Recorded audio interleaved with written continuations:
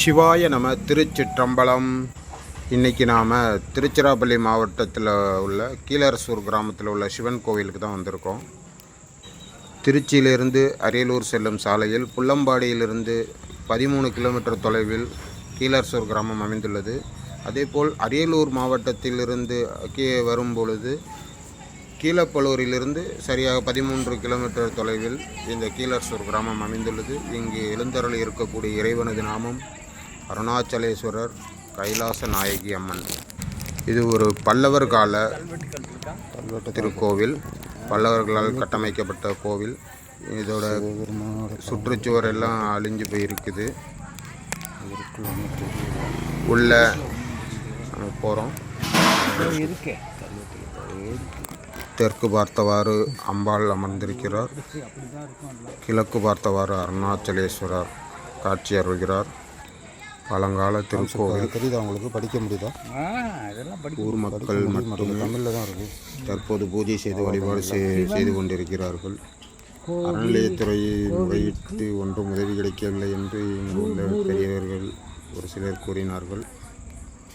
இருந்தாலும் இறைவன் மிக சக்தி வாய்ந்தவராக அருள் பாலிக்கிறார் திருத்தலத்தில். இந்த திருக்கோவிலுக்கு நானும் என் மாமாவும் வந்திருக்கிறோம். மிக்க நன்றி. அதிகம் இந்த கோவில்களை பற்றி எனக்கு தகவல் தெரியவில்லை. இருந்தாலும் ஸ்தல தரிசனம் செய்ய வேண்டும் என்று எனக்கு ஒரு ஆசை. அதனால் நாங்கள் ஒவ்வொரு கிராமத்திலும் எங்களுக்கு தெரிந்த வகையில் உள்ள திருக்கோவில்களை தரிசித்து வருகிறோம். அவ்வாறு இன்று நாங்கள் வந்தது கீழரசூர் கிராமத்தில் உள்ள இறைவனை தரிசிக்க வந்தோம். இங்கே தரிசித்துவிட்டு அடுத்தபடியாக நாங்கள் கிழக்கு மார்க்கமாக செல்லவிருக்கிறோம். அடுத்தபடியாக கல்லகம் வழியில் எந்தெந்த ஊரில் அடுத்து சிவன் திருக்கோவில்கள் இருக்கிறது என்று பார்த்து கொண்டு செல்ல இருக்கிறோம். பார்ப்போம். அடுத்த கோவிலில் உங்களை சந்திக்கிறேன். இறைவனை மிக தரிசித்து கொள்ளுங்கள். வெளியில் நந்தி மண்டபம் ஒன்றும் பலிபீடம் ஒன்றும் உள்ளது. நல்ல இயற்கை சூழலுடன் கீழரசூர் கிராமத்தில் வடக்கு பகுதியில் அமைந்துள்ளது இத்திருக்கோவில். சிவாய நம. திருச்சிற்றம்பலம்.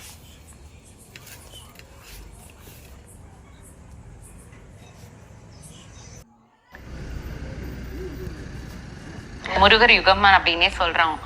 அந்த அளவுக்கு எல்லாருக்கும் முருகர் மேல ஒரு அதீத ஒரு அன்பு, காதல், எப்படி வேணா சொல்லலாம். அப்போ முருகர் அப்படின்னாலே ஒரு குழந்தையா பாக்கக்கூடிய ஒரு சுபாவம் நமக்கே வந்துருது. ஏன்னா நம்மளுடைய சிவன் பார்வதியுடைய கடைசி குட்டி பையன் அப்படிங்கிற மாதிரி நம்ம வீட்டுக்கு வந்தாலே ஒரு சந்தோஷம் வருது இல்லையா? அப்போ முருகர் சிலையா வாங்கி வைக்கலாம். குட்டியா இருந்தா பரவாயில்ல. அப்படி இல்லைன்னா வேல் வாங்கி வச்சா அவ்வளோ விசேஷமா. அந்த காலத்துல ஆரம்பத்துல எல்லாம் சிலை வடிவம், உருவ வழிபாடெல்லாம் ஆரம்பிக்கிறதுக்கு முன்னாடி வேல் வழிபாடு தான் இருந்தது. அப்புறம்தான் அது உருவமா வாங்க ஆரம்பிச்சோம். ஏன்னா உருவம்னா நமக்கு ஈஸியா நம்ம கனெக்ட் ஆயிடுவோங்கிறதுனால உருவத்தை ஃபர்ஸ்ட் நம்ம வணங்க ஆரம்பிச்சோம்.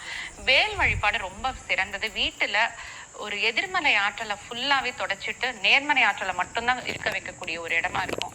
அதனால வேலும் முருகரும் இருக்காரு அப்படின்னா பக்கத்துல 2 பேர்த்தையும் ஒன்னா சேர்த்து வைக்கணும். தனித்தனியா இருக்கக்கூடாது.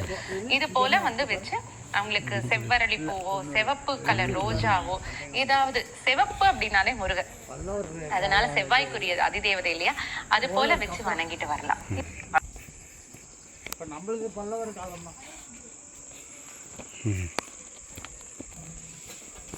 கல்வெட்டுகள்லாம் இதில் இல்லை. கல்வெட்டுகள் இதில் இல்லை. உள்ளேயும் கல்வெட்டுகள் தெரியல. கல்வெட்டுகள் அதிகமாக இருக்கிறதுக்கு வேலை இருக்காதுங்கிற